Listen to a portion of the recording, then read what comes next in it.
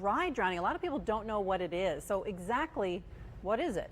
Right, so with drowning, obviously enough fluid fills up the lungs, and then you don't have oxygen getting into your body, into your blood to provide oxygen to your heart. But with dry drowning, what happens is just as little as 4 ounces of water. And admits she's disappointed that as a swimmer of 38 years, she didn't know about secondary drowning. But secondary drowning is when an individual takes in water and it sits in the bottom of their lungs. When it sits in the bottom of their lungs, it causes inflammation, and this inflammation makes it harder and harder for an individual to breathe. Though these two conditions sound extremely scary, they only account for 1 to 2% of all drowning cases. It's not common. It's very rare. In fact, we really think it affects maybe 1 to 2% of the drowning cases total. But it's tricky because it's so subtle. It's not like drowning, where you have someone that drowns and you know instantly what's happened. This is much more subtle. What happens here is that water is essentially getting trapped in the airway. You know, someone gets submerged in water, the water gets trapped, the airway shuts down. Do you need to have something like a wave knocking you over, or maybe a big jump in a pool for this to happen? Or can it happen when you're just swimming, you know, normally? I think the highest risk is anytime you're submerged in water for any extended period of time. You know, jumping in the pool for a second or two might not be a big deal, but if you're underwater for a period of time, or if there is a large wave that hits you. Hi, I'm Karen. I'm one of the instructors here at Foss Swim School. I'm also the lifeguard trainer, and I just wanted to share an experience with you that happened in one of our lifeguard training classes. One of our instructors during a training was doing one of the more advanced rescues, a submerged rescue, and as she went down to grab her victim, when she came to the surface of the water, she took a breath a little bit too soon and got a bunch of water in her lungs. When she got to the surface of the water, she was unable to get any air exchange in or out, and I had to kind of talk her through hanging onto the side, calming herself down. I told her it would pass. Eventually, she was able to vomit up all the water that went into her, and we carefully got her out of the water, and she proceeded to cough for an hour straight.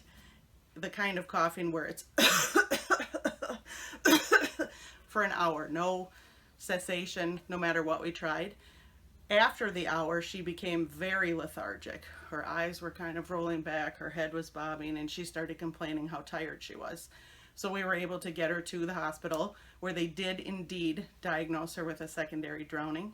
I had the opportunity to witness it firsthand, how fast it happens, and also see all the symptoms. The vomiting, the non-ceasing of the coughing, and I wanted to share it with you guys so you're aware of this and what the symptoms are, and that the person needs immediate medical care if they do indeed suffer secondary drowning. Drowning is the 5th leading cause of unintentional death in the U.S. We hear about drowning, but we saw a case of it in the news recently. Yes. I do want to stress, Allison, that this is rare, but when it does happen, it can have fatal outcomes. That's the reason that it's always coming up. Now, the main symptoms to look out for are continuous coughing after the event or getting out of the water, flared nostrils, trouble breathing.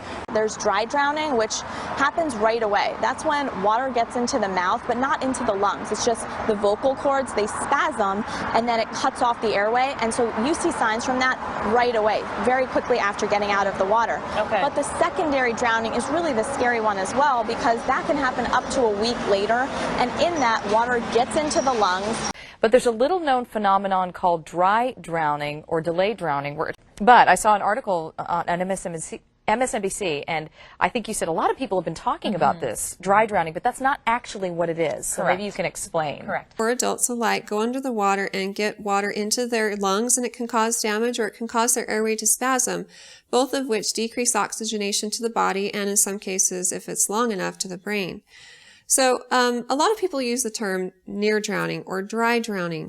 It doesn't seem to have like an actual drowning event where they were found under the water unconscious or something, but they start to develop symptoms after the incident, like maybe a fever, an unusual cough, a whistling noise when they breathe in and out, maybe shortness of breath, rapid breathing, a decreased level of consciousness. They're just not acting like they usually do. We were playing that classic pool game.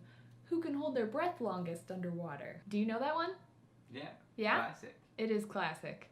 I was absolutely crushing her. How many laps around the pool can you do while also holding your breath. The creativity never ends in my family. I really didn't want to lose, so I was feeling pretty nervous going into my turn. Right before I went under, I turned to my dad and said, "I'm gonna win.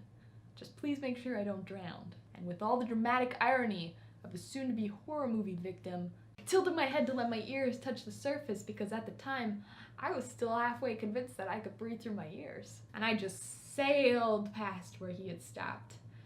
And then I woke up with him holding me outside of the water. I passed out like 2 feet away from where he stopped. He said he saw some bubbles and then watched me slowly sink to the bottom of the pool.